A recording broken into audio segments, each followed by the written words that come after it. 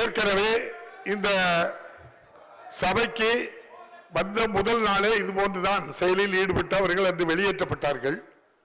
அன்று கவனஈர்ப்பு தீர்மானம் பல மாமன்ற உறுப்பினர்கள் கொடுத்திருந்தார்கள். அதிமுகவை சேர்ந்த அக்ரிஎஸ்எஸ் கிருஷ்ணமூர்த்தி அவர்களும் அந்த கவனஈர்ப்பு தீர்மானம் கொடுத்திருந்தார்கள். இந்த அரசு உடனடியாக அதற்கு சீரோவரில் எப்போதும் வழக்கம் போல் கவனஈர்ப்பு தீர்மானம் என்பது கேள்வி நேரம் முடிந்ததும் எடுத்துக்கொள்ளப்படும். அந்த வகையில் கேள்வி நேரம் முடிந்தவுடன் அது எடுத்துக்கொள்ளப்பட்டது.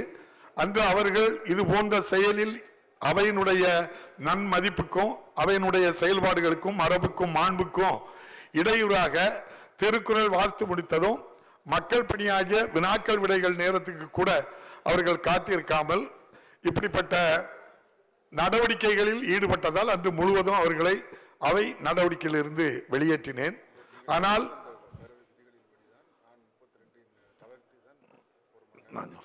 அதுபோல நம்முடைய மாண்புமிகு முதலமைச்சர் அவர்கள் அந்த கவனஈர்ப்பு தீர்மானத்தில் அவர்கள் பங்கு பெற வேண்டும், அவர்களுடைய கருத்து இங்கு பதிவு செய்ய வேண்டும் என்பதற்காக கேள்வி நேரம் நடைபெற்றுக் கொண்டிருக்கும் போதே இடையில் மாண்புமிகு முதலமைச்சர் அவர்கள் என்னிடம் ஒரு கோரிக்கை வைத்து அவர்களை இன்று ஒரு நாள் மட்டும் அவையை விட்டு வெளியேற்றுவதை ரத்து செய்து இந்த கவனஈர்ப்பு தீர்மானம் அவை நடவடிக்கைகளிலும் கலந்து கொள்வதற்கு அவர்களுக்கு நீங்கள் ஆணையிடுங்கள் என்று கேட்டார்கள். அந்த அடிப்படையில் ஏற்கனவே கொடுக்கப்பட்ட அந்த தண்டனை ரத்து செய்யப்பட்டு உடனடியாக வாருங்கள் என்று சொன்னோம்.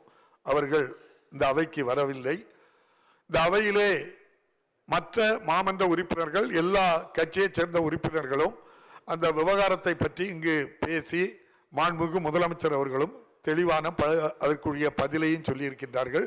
இன்னும் சொல்ல போனால் மாண்புமிகு முதலமைச்சர் அவர்களுடைய முகத்தை பார்த்தாலே உங்களுக்கு தெரிந்திருக்கும். அவ்வளவு தன்னுடைய குடும்பத்தில் ஏற்பட்ட ஒரு சோக நிகழ்வாக நினைத்து கூட மிக வேதனையோடு அதை ஒவ்வொரு குடும்பத்துக்கும் என்ன தேவை என்பதை அறிந்து அதை இங்கு அறிவிப்பாக அனைவருக்கும் சொன்னார்கள்.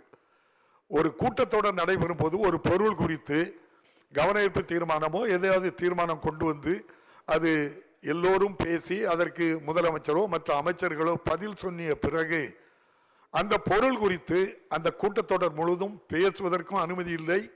அதை எடுத்துக்கொள்வதும் சபை மரபல்ல, அது ஒருபோதும் எடுத்துக்கொள்ளப்பட மாட்டாது.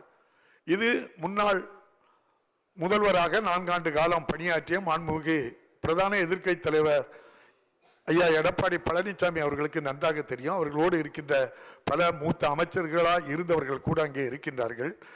எதற்காக இந்த புறக்கணிப்பை தொடர்ந்து செய்கிறார்கள் என்று யாருக்கும் தெரியவில்லை.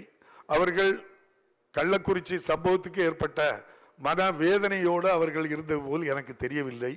அவர்கள் இதை ஒரு அரசியலாக்க வேண்டும் என்று நோக்கத்தோடு தான் அவர்கள் இதை இந்த நம்முடைய மாமன்றம் சட்டமன்றம் நீண்ட நெடிய வரலாற்றுக்கு சொந்தமானது.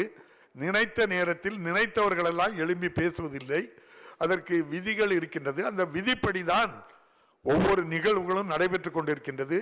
ஆகவே அவர்கள் ஒத்திவைப்பு தீர்மானம் வேண்டும் என்று கேட்டால் அதை எழுதி கொடுத்து எங்களுக்கு ஒத்திவைப்பு தீர்மானம் இதில் பேச வேண்டும் என்று எழுதி தந்தால் அது டிஸ்கஷனுக்கு உட்பட்டு விதியை தளர்த்தி அதன் பின்புதான் ஒத்திவைப்பு தீர்மானமே பேச முடியும். அதுவே நம்முடைய மாண்புமிகு முன்னாள் முதலமைச்சர் எதிர்க்கட்சி தலைவர் அவர்களுக்கு தெரியாமலா இருக்கின்றது. அப்போ தெரிந்தும் வேண்டும் என்று இந்த அவைக்கு நடவடிக்கைகளில் இடையூறு செய்ய வேண்டும், புறக்கணிக்க வேண்டும், மாண்பை குறைக்க வேண்டும், மதிப்பை குறைக்க வேண்டும் என்பது தொடர்ந்து செயல்படுவது வேதனைக்குரியது. இதை வன்மையாக கண்டித்து இன்று ஒரு நாள் மட்டும் அவர்கள் இந்த அவை நடவடிக்கையில் ஈடுபடக்கூடாது என்று அவர்களை வெளியேற்றம் செய்திருக்கின்றேன்.